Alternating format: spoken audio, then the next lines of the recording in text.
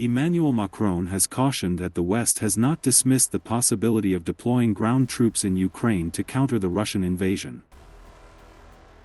The French president announced new measures to bolster Kyiv in its fight against Vladimir Putin's forces as the conflict in Ukraine enters its third year, including sending missiles and bombs to the country. Following a meeting of 25 European leaders to discuss Ukraine, Macron stated that there was a shared understanding that the defeat of Russia is essential for the security and stability of the continent. He pointed out Russia's increasingly aggressive behavior, not only in Ukraine but also in general. While there wasn't unanimous agreement on sending Western ground troops to Ukraine, Macron emphasized that nothing should be ruled out, asserting that they would do whatever necessary to prevent Russia from winning the war. Macron outlined plans to establish a coalition to provide Ukraine with medium and long-range missiles and bombs for deep strikes, noting a widespread consensus among the attendees to act more decisively and swiftly. Among those present were German Chancellor Olaf Scholz and Polish President Andrzej Duda, along with ministers from other countries, including Britain, represented by Foreign Secretary David Cameron, as well as delegates from the United States and Canada.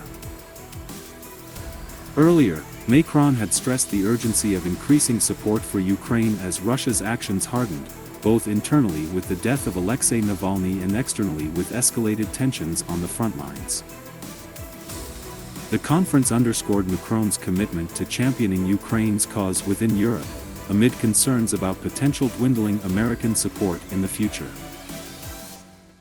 In a brief video message to the conference, Ukrainian President Volodymyr Zelensky emphasized the need for collective action to prevent Putin from undermining their progress and expanding aggression to other nations.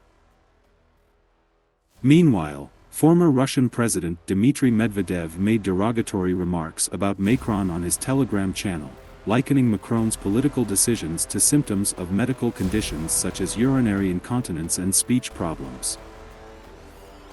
In conclusion, Macron's assertive stance underscores a shifting paradigm within Europe, where leaders are increasingly recognizing the gravity of Russia's aggressive behavior.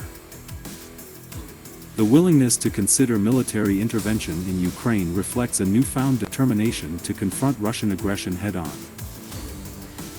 However, alongside this resolve, it is crucial to address the inappropriate and disrespectful comments made by former Russian President Dmitry Medvedev.